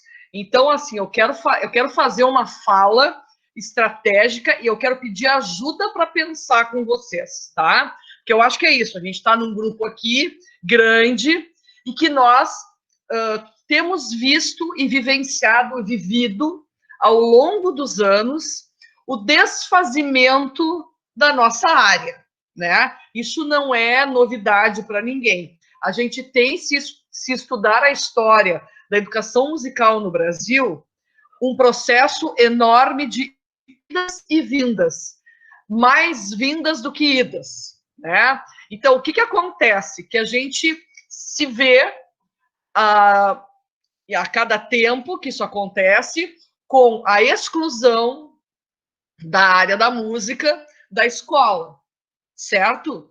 Isso não é novidade para nós. Esse é um pressuposto. O outro pressuposto que eu acho que é importante para a gente pensar. Concordo que a nossa área, ela é uma área ampla, que ela é aberta, que nós temos muitas possibilidades, tudo isso. O meu dilema é o quê? E aí a gente tem que pensar numa estratégia que é uma estratégia de guerra. Porque muitas vezes, e não é o que vocês fizeram, guris, né? Não é isso. Mas eu quero trazer uma coisa para a gente pensar, que a gente tem que ser inteligente hoje em dia. Às vezes a gente coloca a área da gente, ou não que a gente coloca, as pessoas entendem a nossa área como um laissez-faire, como qualquer um pode fazer. E não é isso que a gente está dizendo. Mas o entendimento, tal a complexidade do objeto com o qual nós trabalhamos, pode parecer isso. E tem parecido ao longo dos anos para os governantes. Tanto que a gente tem esse vai e vem. E aí acontece o quê? No final das contas, como a gente diz aqui no interior, no frigir dos ovos, o que vai acontecer?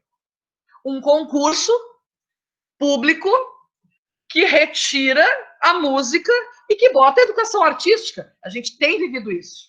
A gente tem escutado governantes defenderem isso. Aí a minha pergunta é: como nós vamos fazer para conseguir legitimar o nosso espaço? Porque, gente, nós temos que legitimar o nosso espaço, porque senão daqui a pouco não teremos mais concurso para professor de música e nem nós, como professores de graduação, de licenciatura, precisaremos existir, porque acabou. Então, esse é o dilema com o qual eu me deparo neste momento, envolta em teorias críticas, pós-críticas e a realidade crítica, pandêmica, sem dinheiro, com exclusão dos concursos públicos. Então, eu estou botando, na verdade, lenha na fogueira, porque a gente tem que começar a pensar de uma maneira inteligente para começar a trabalhar com esse pessoal que está aí legislando, ou que nem está legislando, mas que está interpretando a legislação ao seu bel prazer. E aí, a gente tem que defender isso. Entendem meu dilema? É muito complicado. Eu acho que a gente não vai resolver isso em 5 minutos. A gente tem que começar a pensar nisso e tem que começar a pensar também que as nossas produções teóricas, né, as nossas dissertações, teses, os nossos artigos, eles tenham que trazer isso porque os outros fazem. Os outros fazem isso e a gente não faz. Como fazer? Eu quero a ajuda dos universitários, das placas, de todo mundo para pensar isso. Enfim, sei lá, deixei uma batata quente aí. Cris, eu entendo que isso... eu acho que eu já ouvi outra pessoa até dizer o que eu vou dizer, que é... Eu até acho que eu ouvi, acho que há uma semana e pouco, uma semana e meia, que é uma luta de várias frentes. E que nós temos que organizar essas lutas e essas frentes, né? Eu penso que um aspecto é organização política, né? De presença política, né? A outra é a qualidade dos trabalhos acadêmicos, né? A gente poder ter trabalhos que possam estar nas searas de discussão dos espaços que, em determinada instância, também fazem e gerem legislação. CAPES, CNPq, ANPED, ABEM. ABEM a gente vai com a ABEM, né? Mas ANPED, né? E aí, me parece assim, ó, a escolha, se é um trabalho crítico ou se é pós-crítico,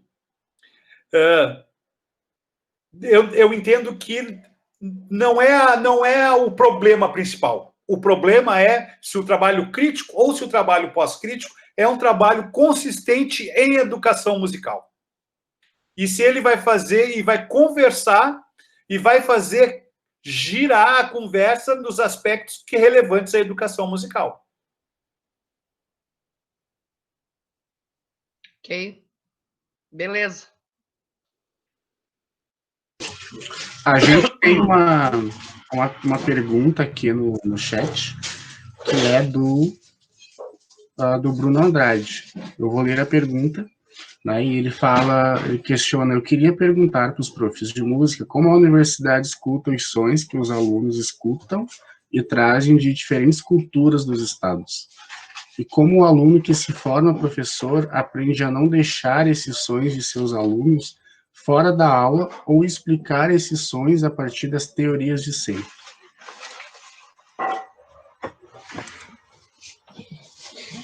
Tá aí o questionamento do colega, e os profs puderem trazer alguma contribuição.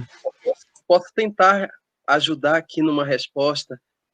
Eu acho que o Augusto já respondeu ali, eu acho que a construção do projeto político-pedagógico é um passo importante, não é, para que se estabeleça essa conexão entre a escuta acadêmica, né, e toda essa bagagem que os alunos levam de fora dos seus contextos para dentro da universidade. Sem dúvida, o projeto pedagógico precisa refletir esse ponto de vista, essa abertura de campos de possibilidades, e eu acho que, a partir disso, a gente consegue digamos assim, abrir o olhar, não é?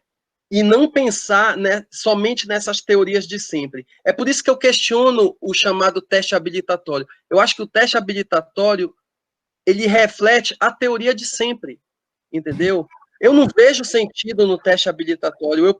Eu até cheguei ao ponto de defender a extinção desse teste habilitatório, porque é melhor não tê-lo, entendeu? Do que tê-lo da forma que nós o temos, entendeu? Então, eu sou bastante radical nesse sentido. Eu não sei quem está comigo, sabe? Mas eu acho que esse teste ele é muito equivocado, tá? Então, eu acho que isso que o Eduardo falou é fundamental. Eu acho que a gente precisa, não é, se organizar politicamente. E eu acho que, por exemplo, uma simples discussão dessa, que não é simples, né, sobre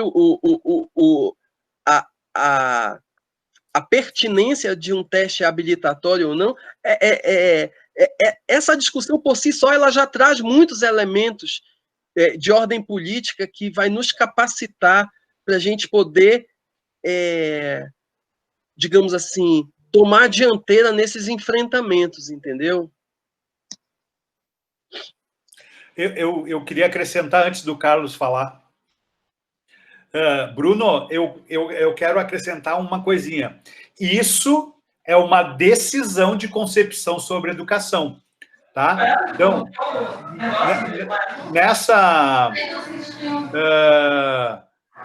a partir até do convite que eu fiz da minha explanação, pode ser, não duvido, né, que exista um grupo de professores de educação musical que entendam que os sons da vida das pessoas não são importantes. Aí eles vão bancar isso conceitualmente, politicamente. Então, a primeira coisa que me parece que tu traz para a gente é para discutir uma concepção de educação musical.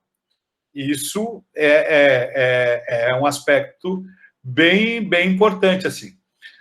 Se essa perspectiva é uma concordância de um grupo, por exemplo, que compõe um colegiado, que isso se faça presente nos documentos, né? Me parece que os convites dos documentos de diretrizes nacionais, vamos chamar assim, eles fazem já esse convite, né?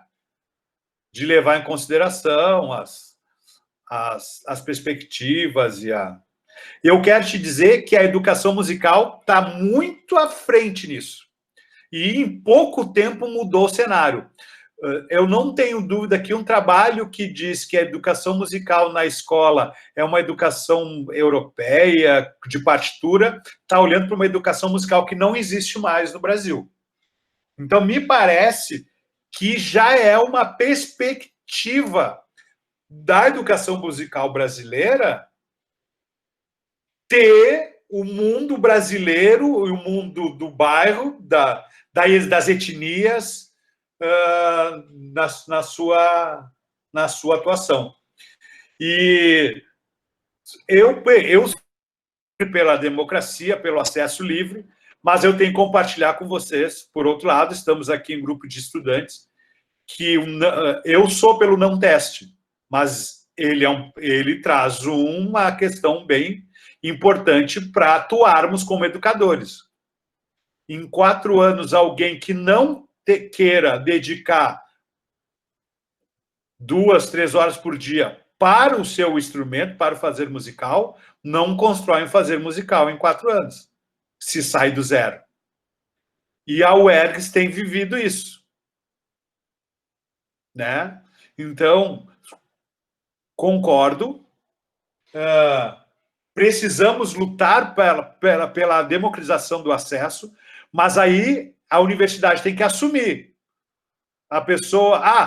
eu vou dar 2 exemplos. Eu vou dar exemplo da UERGS, da onde a Cristina é uma das assinadoras do PPC atual. A UERGS tem teoria e percepção 0 agora, que é aquela para quem nunca teve acesso a nenhum tipo de estudo de teoria musical, por exemplo. Né? Não conseguimos aplicar isso ao instrumento, mas estamos chegando perto, nós vamos chegar lá.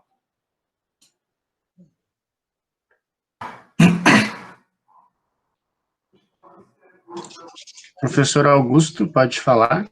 Eu vou procurar ser bem rápido. É bem difícil não entrar nessa discussão, né? É uma discussão que me motiva bastante. A professora Cristina trouxe assim, uma provocação bastante interessante, e eu sempre penso no seguinte: eu acho que o nosso projeto político-pedagógico deve, sem dúvida nenhuma, assegurar essa especificidade, essa disciplina no estudo da música, como o professor Eduardo Pacheco colocou, mesmo que durante os 4 anos não se consiga, mas eu acho assim que as bases epistemológicas da educação musical precisam ser garantidas nesses 4 anos. E lembrando o seguinte, não é o curso de educação musical que não forma instrumentista. Por exemplo, nós temos um caso muito, não sei se eu acho que também na UERGS acontece isso, mas em Belém do Pará, na Universidade do Estado do Pará, nós temos excelentes músicos, o Paulo Murilo e as professoras que estão aqui podem confirmar comigo, mas excelentes músicos da noite, por exemplo, que tocam muito, improvisam, músicos estudantes de São João de Pirabas, por exemplo, que eu conheci, excelente clarinetista que aprendeu sem nunca ter ido a uma escola oficial de música, mas que desenvolveu a escuta, desenvolveu a habilidade, a digitação no clarinete, e quando ele chega para o habilitatório, ele tem uma dificuldade de leitura, ele tem uma dificuldade de solfejo.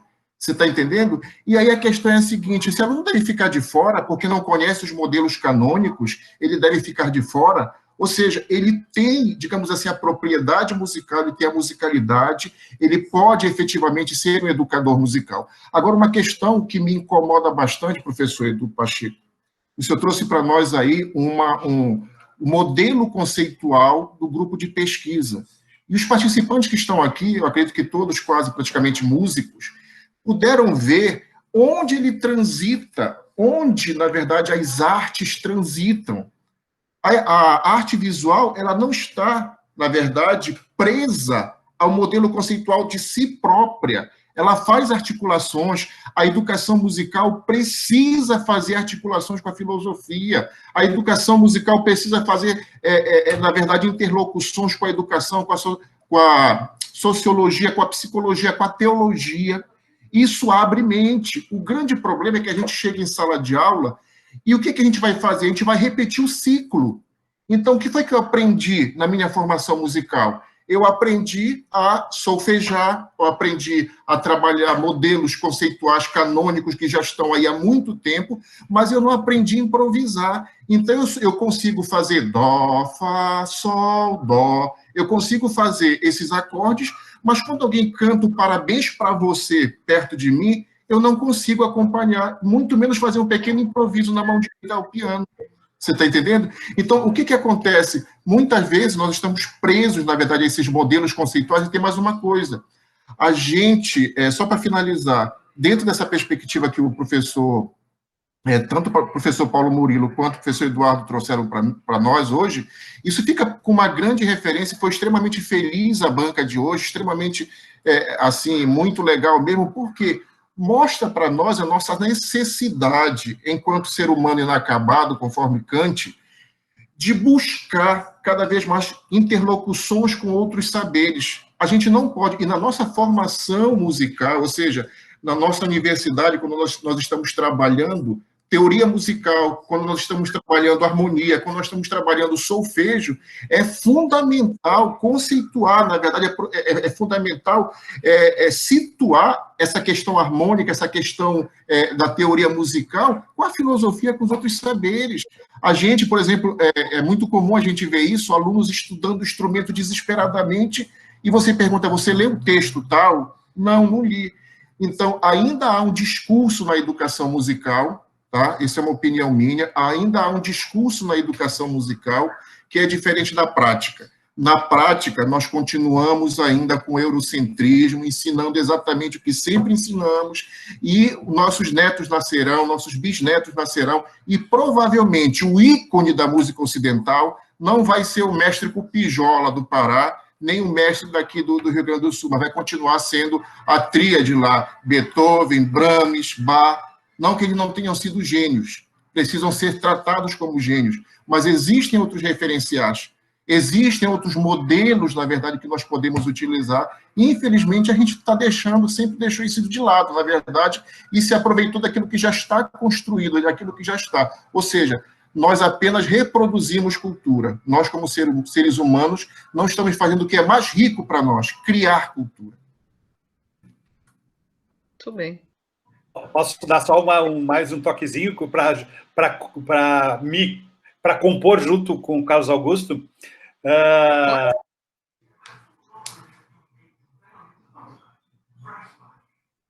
Está desligado o microfone dele, Glauber. Desculpe.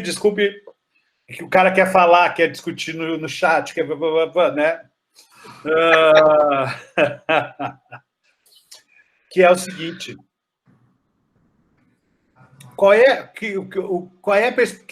que fazer musical faz um educador musical, né? E aí a gente tem discutido bastante isso, né, na UX, né?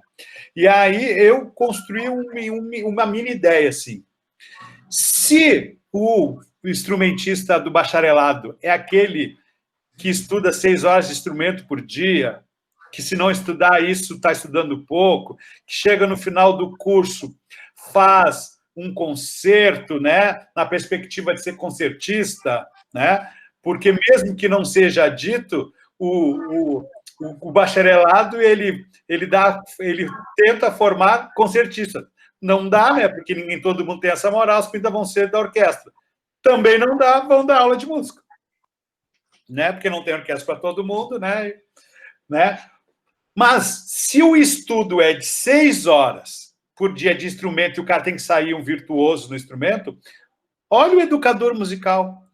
O educador musical tem que ter fluência com o seu instrumento.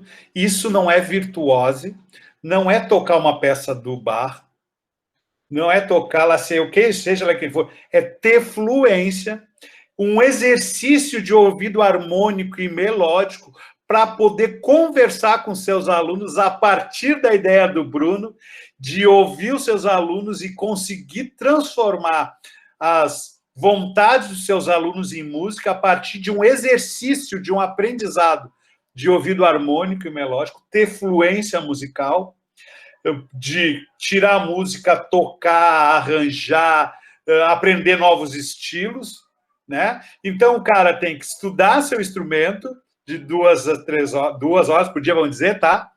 Para ter fluência musical, tem que estudar componentes curriculares pedagógicos, metodológicos, tem que estudar componentes sociológicos, psicológicos e filosóficos. Então, um dia de um educador musical, na perspectiva de comparação com o bacharel, também é de 6 horas de estudo, de 7, de 8, mas só que o licenciado ele tem que estudar música e sociologia, metodologia, didática, tem que chegar nos espaços escolares ou de aula e conseguir produzir um espaço musical a partir da sua fluência. Cara, é tão virtuoso quanto um bacharel. Tão virtuoso.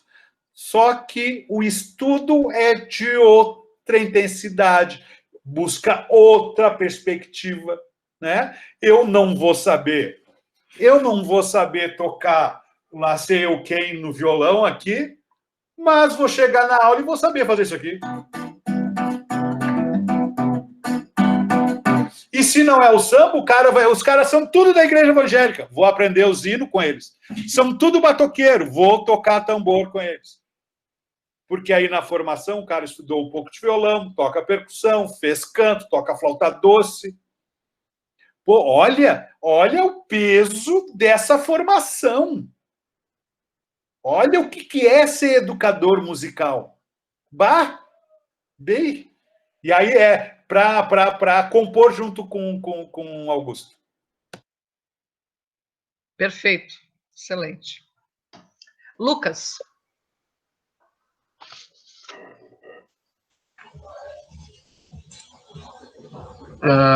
Eu acho que teve algumas perguntas ali no chat que foram respondidas já, né? Meio que bate-papo, então acho que não precisa mais a gente falar. Mas, então, a gente caminha para o encerramento, né? A gente agradece muito a presença dos nossos convidados, professor Paulo Murilo, professor Edu, né? A gente agradece as contribuições, aos questionamentos que tornaram essa mesa redonda online tão rica. Então, eu passo agora a palavra para a professora Cristina, que vai fazer o encerramento, e, mais uma vez, obrigado pela participação de todos. Muito obrigada, Lucas. Parabéns pela tua excelente coordenação da mesa.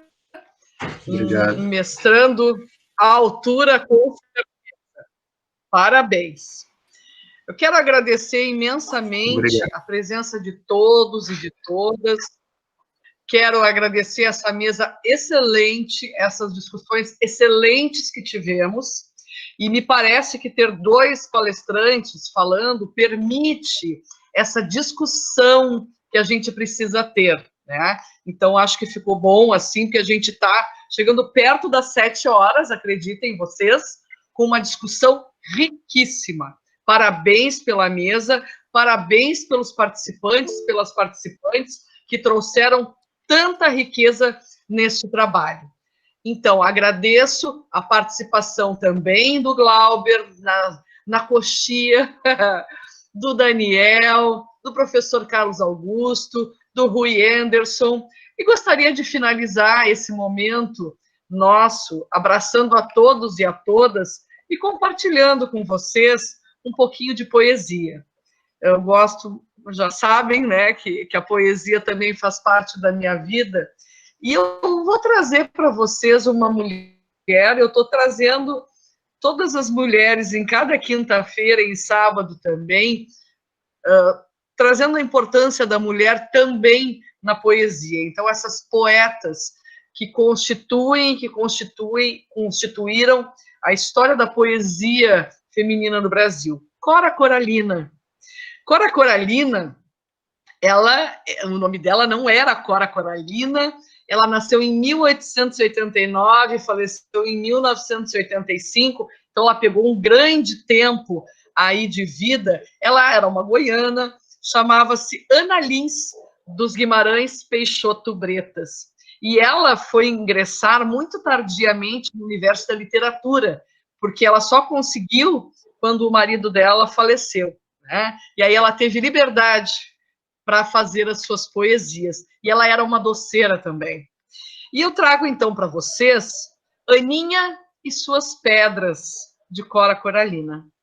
Diz ela: não te deixes destruir, ajuntando novas pedras e construindo novos poemas. Recria a tua vida, sempre, sempre. Remove pedras e planta roseiras e faz doces. Recomeça. Faz de tua vida mesquinha um poema. E viverás no coração dos jovens e na memória das gerações que hão de vir. Esta fonte é para uso de todos os sedentos. Toma a tua parte. Venha a essas páginas e não entraves seu uso aos que têm sede. Então, tenhamos todos e todas um excelente final de tarde, aqui já é noite, e que a gente possa se encontrar na outra quinta-feira, e que possamos nos encontrar sábado, e que possamos celebrar o domingo, o Dia dos Pais, mesmo que eles não estejam mais aqui conosco, mas estão no nosso coração. Um abraço carinhoso a todos e a todas. Muito obrigada pela presença.